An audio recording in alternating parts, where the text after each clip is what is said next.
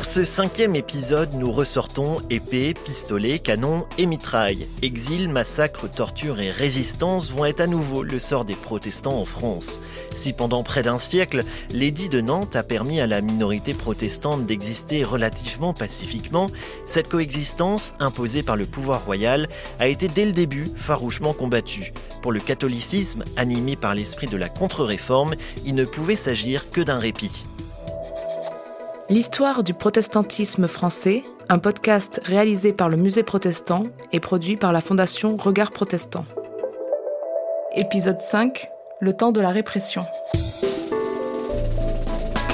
Pour discuter de cette nouvelle période sanglante dans l'histoire du protestantisme, nous recevons Hubert Bost, directeur d'études à l'École pratique des hautes études, PSL, titulaire de la chaire Protestantisme et culture dans l'Europe moderne 16e-18e siècle. Bonjour. Bonjour.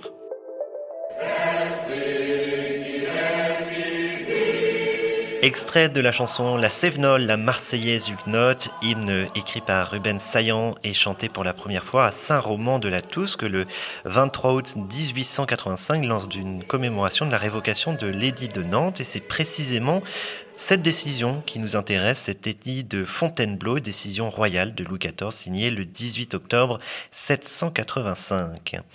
C'est la fin d'un siècle de pluralisme religieux, Hubert Bost. Alors, c'est la fin d'un certain pluralisme, en effet. C'est la fermeture d'une parenthèse aux yeux de la France catholique. Et c'est pour Louis XIV la conclusion d'une situation dans laquelle on lui a dit qu'il n'y avait plus de protestants en France. Et qu'au fond, l'édit de Nantes se justifiait tant qu'il y avait des protestants. S'il n'y en a plus, cet édit qui était une sorte d'exception dans le principe de la France toute catholique, cette exception n'a plus lieu d'être. Donc pour lui, ça s'impose et il n'y aura pas de réaction s'il n'y a plus de protestants. Il pense ou veut penser qu'il n'y aura pas de réaction. Il est soit entouré de conseillers qui le lui disent, soit lui-même convaincu qu'au nom de sa gloire, la France doit rester ou redevenir toute catholique et que par conséquent, il est indispensable que la parenthèse protestante se termine. Est-ce qu'il est convaincu qu'il n'y aura pas de réaction ? Il y a tout lieu de penser que non, pas forcément, car d'une part, il sait qu'il y a encore des protestants, et d'autre part, il y a des puissances protestantes à l'extérieur du royaume qui lui font savoir qu'elles ne sont pas dupes de la décision prise par l'édit de Fontainebleau. Louis XIV est quand même conscient qu'il y a des protestants en France. Alors, quand il prend cette décision, il s'attend à des réactions. Il prépare sans doute l'édit de Fontainebleau et donc une réaction peut-être armée, politique. Je ne pense pas qu'il redoute une décision politique. Il a vu pendant la Fronde que les protestants étaient de fidèles et loyaux sujets de Sa Majesté. Il l'a d'ailleurs reconnu par la déclaration de Saint-Germain en 1652. Il a reconnu leur loyauté. Il pense qu'il peut y avoir en effet des troubles, mais il ne craint pas de révolte armée. Alors, on peint souvent Henri IV comme le roi ouvert qui va permettre la coexistence religieuse. C'est un peu le versant sombre, Louis XIV, avec cette décision, l'édit de Fontainebleau. Les deux édits sont souvent mis en confrontation. Est-ce que Louis XIV est réellement un anti-protestant farouche ? Alors, Louis XIV est certainement farouchement anti-protestant dans la mesure où il est farouchement catholique. Et comme d'ailleurs son père Louis XIII l'était avant lui. Ce sont des souverains qui n'ont pas frayé avec les protestants à la différence d'Henri IV. Il faut se souvenir néanmoins que l'édit de Nantes d'Henri IV n'est pas un édit de tolérance, ce serait un anachronisme de le croire, c'est un édit de pacification. Il est destiné à permettre à la France de redevenir paisible et à cesser, il va y arriver contrairement aux 7 premiers édits de pacification qu'il avait précédés, de redevenir un royaume paisible, non agité par les guerres de religion. Louis XIV, en tout cas, signe l'édit de Fontainebleau qui donc révoque l'édit de Nantes et tout de suite il y a des réactions très fortes de la part des Huguenots. Il y a des réactions de deux ordres. On pourrait dire que localement, et elles étaient déjà préparées par des mouvements de résistance non violente antérieurs, localement dans le midi de la France, il y a organisation d'assemblées clandestines, des mouvements, des troubles et une résistance qui s'organise autour de ce qu'on appelle les prédicants, qui vont souvent être des gens qui parlent sous forme d'inspiration, d'autant que l'une des dispositions de l'édit de Fontainebleau a été d'obliger les pasteurs, et ils sont 2/3 à l'avoir fait, d'obliger les pasteurs à émigrer, à moins qu'ils ne se convertissent, évidemment. Et puis le second phénomène n'est pas local, c'est un phénomène d'émigration, c'est un phénomène d'exil qui va constituer ce qu'on appelait du reste déjà auparavant, le refuge huguenot dans les pays limitrophes de la France, qui sont des pays protestants, l'Angleterre, les Pays-Bas, qu'on appelle les Provinces-Unies à l'époque, la Suisse, l'Allemagne en particulier. Dans ces pays, des colonies ou des groupes de protestants de protestants français, donc de huguenots, vont s'organiser, s'installer, en pensant d'ailleurs qu'ils pourront revenir quelques années plus tard dans le royaume de France lorsque la fièvre sera retombée, ce qui ne s'avérera pas. Alors cet exil, il concernerait 200 000 huguenots ? C'est le chiffre sur lequel on se met en général d'accord aujourd'hui. Il a été beaucoup exagéré, beaucoup surestimé dans les décennies et les siècles précédents. Notamment chez Voltaire et dans l'historiographie républicaine, mais en effet 200 000 personnes est à peu près un chiffre sur lequel on peut se mettre d'accord. À l'époque de cet édit de Fontainebleau, la population huguenote représente combien de pourcents de la population ? On a à peu près un chiffre, un ordre d'idée ? Moi, je ne risquerais aucun chiffre de ce point de vue-là, parce que la période du début du règne de Louis XIV, du règne personnel, comme on dit, c'est-à-dire de 1661 jusqu'à 1685, est une période au cours de laquelle il y a énormément de conversions qui sont soit consenties par des gens dont on a un peu tordu le bras, soit des conversions qui sont forcées. Et savoir de quelle période on parle entre 1661 et 1685 avec les mouvements de conversion est extrêmement délicat. Moi, je ne me risquerai pas à donner des chiffrages. L'édit de Fontainebleau est signé en 1685 par Louis XIV. Il vient refermer cette période ouverte par l'édit de Nantes un siècle plus tôt. Mais finalement, ce décret, cet édit de Fontainebleau, ça sort pas du chapeau. Il y a tout un processus qui monte petit à petit et tout un tas d'incidents au cours du XVIIe siècle, Hubert Bost. Oui, vous avez raison de ne pas présenter l'édit de Fontainebleau comme une sorte de coup de tonnerre dans un ciel serein. Il a été précédé pendant, disons, 10 à 15 ans, depuis le début des années 1670, d'un certain nombre de mesures répressives à l'égard des protestants, des interdictions de métiers comme les charges publiques, ou les sages-femmes, pour ne prendre que des exemples connus, et par un certain nombre de mesures répressives à l'égard des bâtiments, des temples en particulier, des institutions charitables, scolaires, par exemple. Donc il y a eu tout un processus d'étouffement ou d'étranglement progressif dont la révocation de l'édit de Nantes signe en quelque sorte le point final. Et il faut ajouter qu'il y a encore un processus peut-être davantage à long terme, c'est que l'édit de Nantes prévoyait au départ des clauses qui étaient religieuses, avec des autorisations d'exercice, autrement dit d'autorisation de culte dans un certain nombre de conditions, et des dispositions qui étaient davantage politiques et militaires.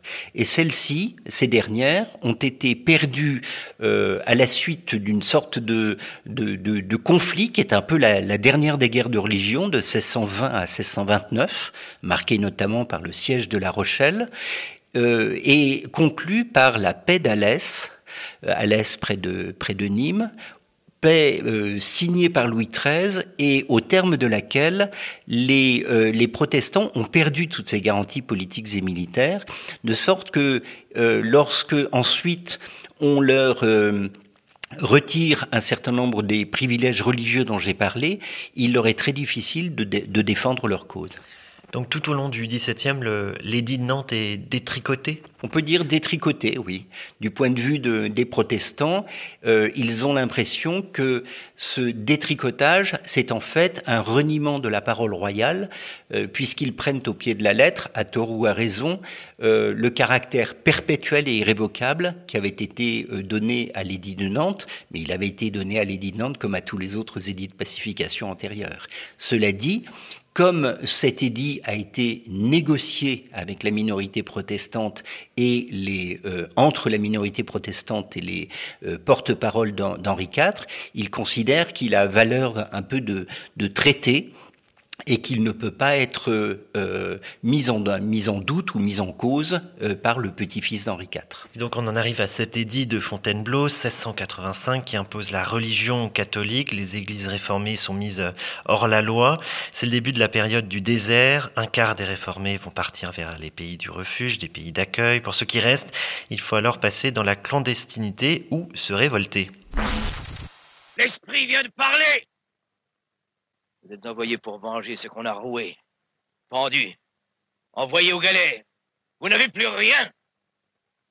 Les papistes vous ont tout pris. Ils ont fait renoncer vos pères à leur religion par le ministère des soldats et des supplices. Ils ont rasé vos temples. Ils vous ont mis le prêtre sur le dos comme autant de vermine pour se nourrir de vous. Levez l'impôt, vous espionner et enrôler de force les plus résolus. Et maintenant, vous êtes sans souliers et sans habits. Et vous n'avez plus que vos chemises. Vous êtes proscrits. Les galères, la potence et la roue vous attendent. Allez-vous mourir comme des lâches?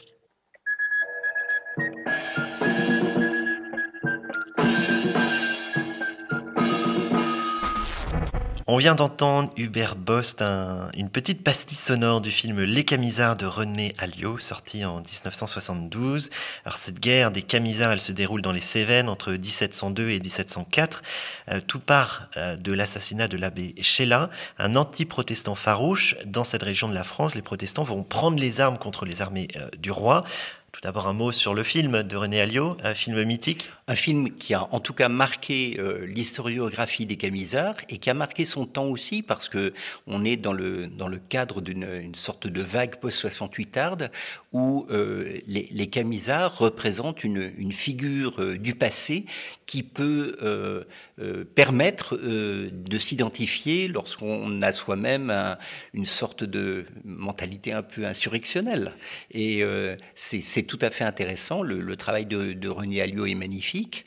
C'est tout à fait intéressant aujourd'hui de le relire 50 ans plus tard au prisme de l'époque dans laquelle il a été tourné. Cela dit, les revendications que vous venez de faire entendre à vos auditeurs sur la liberté de conscience et le refus de se plier à l'obligation religieuse catholique sont bel et bien ce qui a constitué la motivation du combat des Camisards. Alors les Camisards, c'est une guerre qui se déroule sur 2 ans, 1702 à 1704, une révolte populaire, paysanne, menée, c'est particulier tout de même, par des prophètes comme Abraham Masel.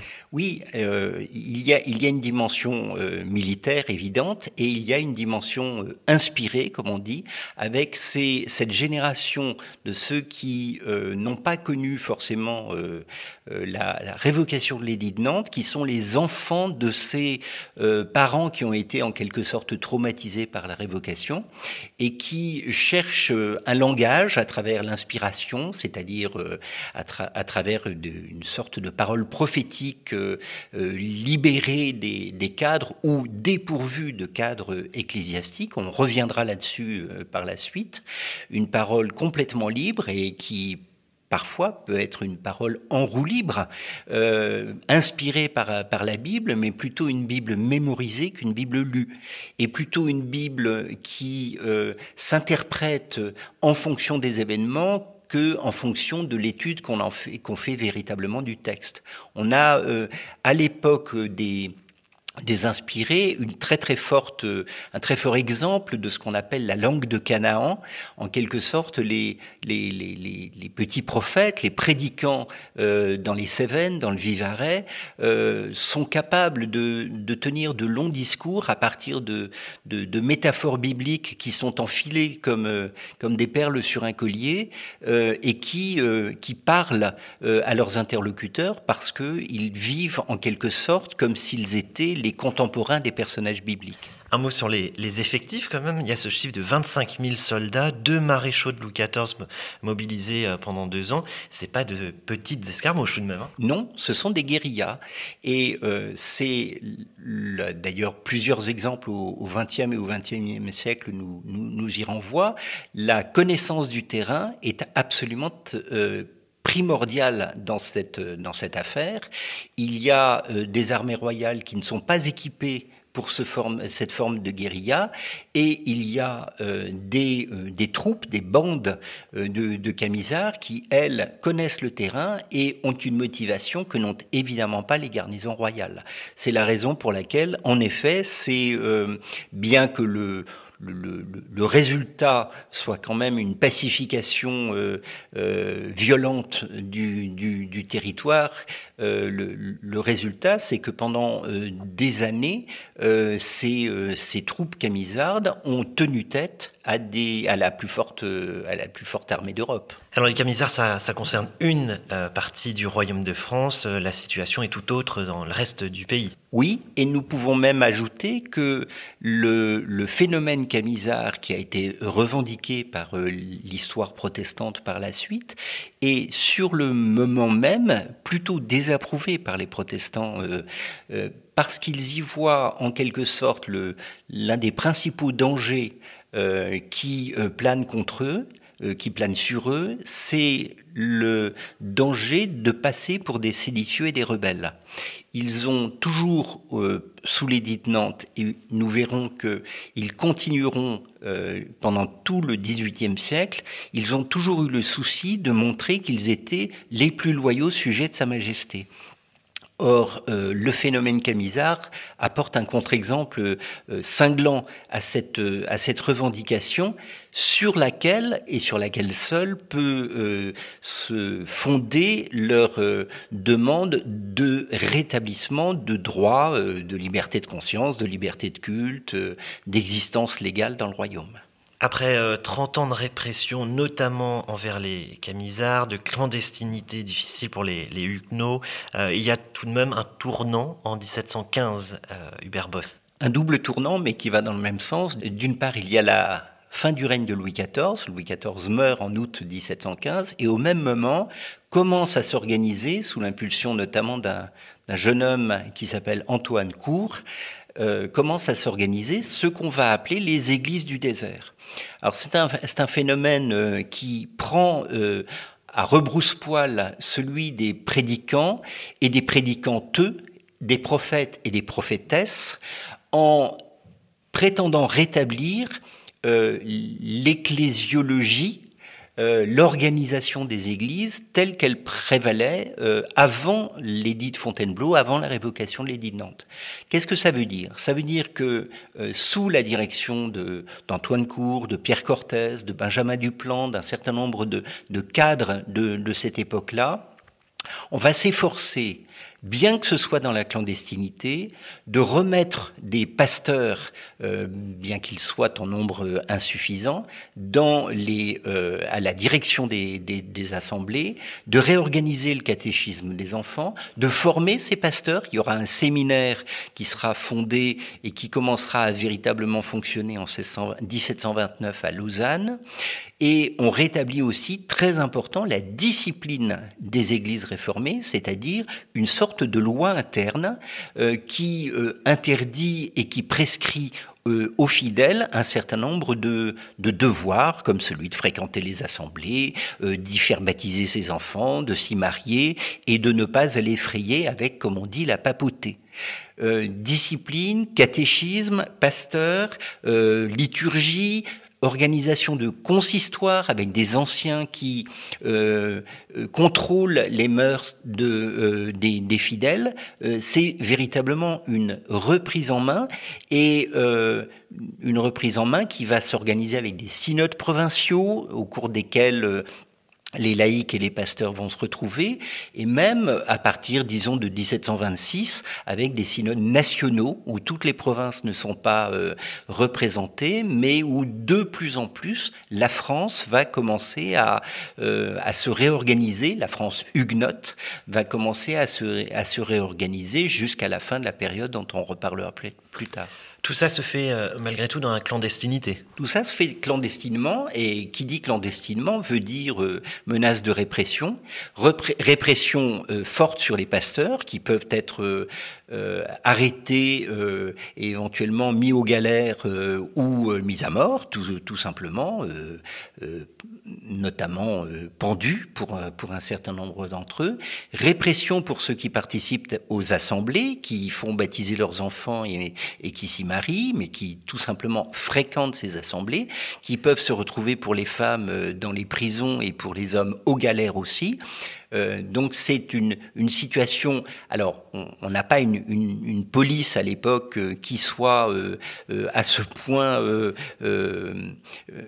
efficace que toutes les assemblées sont surprises, comme on dit, mais on a quand même une menace qui s'exerce sur elles et qui nécessite que ces assemblées, jusqu'en 1744 à peu près, se tiennent la nuit, qu'on poste des sentinelles pour éviter d'être surpris.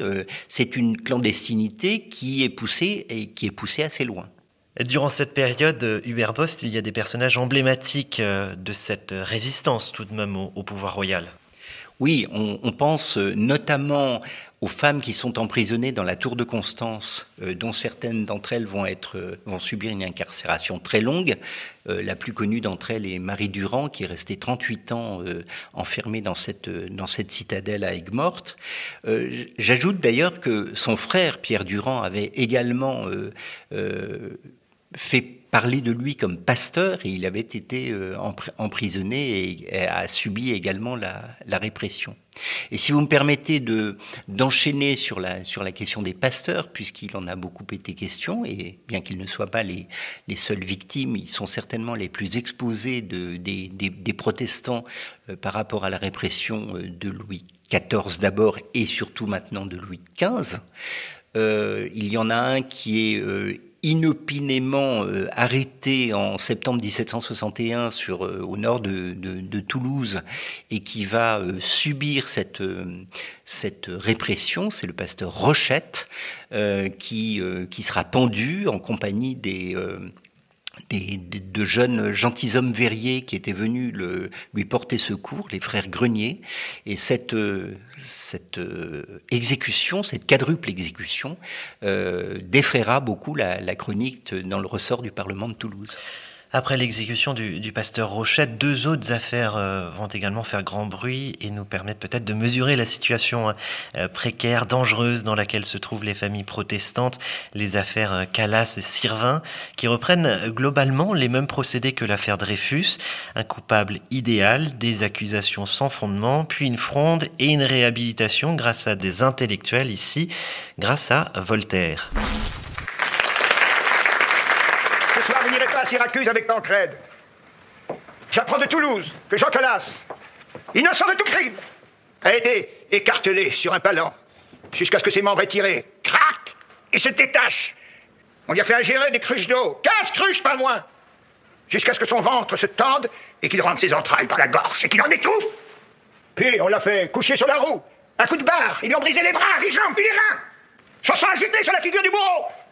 Et sur les capitouls qui penchaient au-dessus de son visage, lui criaient d'avouer. En vain. Son agonie a duré 2 heures. Alors le bourreau s'est approché et l'a étranglé. Puis son corps a été brûlé et ses cendres jetées aux immondices. Contre les assassins juridiques, il n'y a d'espoir que dans le cri public. Criez contre lui. Extrait du film Voltaire et l'affaire Calas, un père de famille protestante de Toulouse accusé à tort de la mort de son fils suicidé. L'affaire va faire grand bruit dans toute l'Europe entre 1761 et 1764. Oui, alors nous venons de parler de Rochette avant cet extrait. Nous avons effectivement presque concomitamment ces 2 affaires qui éclatent, dont la plus célèbre est en effet l'affaire de Jean Calas, mis à mort pour avoir soi-disant assassiné son propre fils au motif qu'il aurait voulu devenir catholique. Alors cette affaire est horriblement complexe, mais en 2 mots, ce qui est doublement intéressant, c'est d'une part que la calomnie portée contre Jean Calas atteint la totalité des églises du désert et des protestants, puisque on les accuse d'avoir en quelque sorte le devoir de trucider leur enfant si celui-ci veut se convertir au catholicisme, c'est-à-dire finalement d'être des assassins et des fanatiques. Et un certain nombre d'hommes de lettres, d'avocats, de pasteurs aussi, et je pense à l'homme de lettres Labomel et au pasteur Paul Rabot, s'insurgent contre cette calomnie en la dénonçant et en risquant eux-mêmes, en quelque sorte, d'être poursuivis pour leur résistance. Donc Voltaire va en effet prendre fait et cause pour Calas, mais ce qu'il faut considérer, c'est qu'il y a eu une première forme de résistance, beaucoup moins spectaculaire, qui s'est déjà mise en place à l'intérieur du camp protestant, pour récuser cette horrible diffamation à l'égard de Jean Calas. L'affaire Calas éclate donc en 1761. À cette période, justement, paradoxalement, un régime de tolérance de fait s'installe en France. On peut dire que les protestants sont mieux tolérés, peut-être à part à Toulouse. On peut dire que les lois restent les mêmes. Il y a la révocation de l'édit de Nantes qui interdit le protestantisme, soi-disant disparu.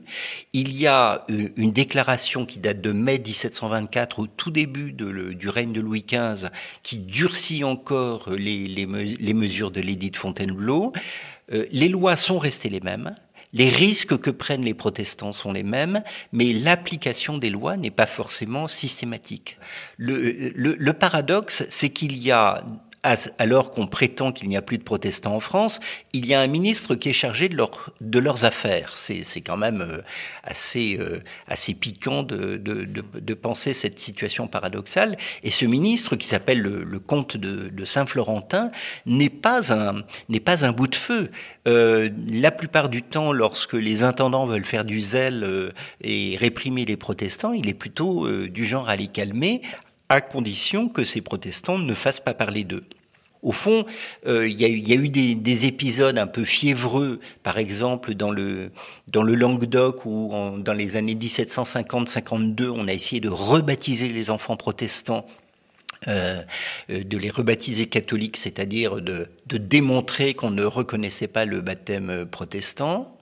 Dans les années 1760, on a évoqué ces affaires dans le ressort du Parlement de Toulouse, mais globalement, depuis les années 1750, la phase, disons, critique, la phase dure et très répressive du désert est maintenant une page tournée. On va vers la recherche de solutions qui permettent au pouvoir d'accorder une partie de ce que les protestants revendiquent, sans pour autant donner l'impression que l'on désapprouve ou que l'on désavoue la politique qu'avait menée Louis XIV. Il s'agit en fait de se contorsionner un peu pour donner l'impression que l'on suit la même politique tout en admettant que cette politique va dans le mur. J'en prends un exemple tout simple. Je parlais de baptême et de mariage. Il y a un énorme désordre qui s'instaure dans les parlements parce que des gens viennent attaquer la légalité de certains mariages, la légalité de certains baptêmes et remettre par conséquent en question la légalité de certains testaments. Autrement dit, la transmission des biens, pour ne pas parler de ce qu'on appelle le droit naturel à se marier et à faire des enfants, sont mises en cause sous prétexte qu'il n'est pas question de se marier en dehors de l'Église catholique dans le Royaume de France. À partir d'un certain moment, on a beau être dans une France catholique, on voit que cette situation devient intenable. Et c'est ce qui nous emmènera quelques années plus tard à l'édit de tolérance en 1787, un édit royal à nouveau qui va ponctuer notre récit. Merci beaucoup Hubert Bost pour cet entretien. Hubert Bost, je rappelle, vous êtes directeur d'études à l'École pratique des hautes études PSL, titulaire de la chaire Protestantisme et culture dans l'Europe moderne 16e, 18e siècle. Et on peut rappeler un de vos ouvrages, Bayle, calviniste libertin aux éditions Champion. Bayle, un personnage qu'on n'a pas évoqué, on aurait pu, c'est sur cette période. On aurait tout à fait pu, ça a été l'un des grands porte-parole du protestantisme et de la philosophie en faveur de la tolérance et contre l'espèce de chimère que représente la France toute catholique. Merci beaucoup. Merci. L'histoire du protestantisme français, un podcast réalisé par le Musée protestant et produit par la Fondation Regard Protestant.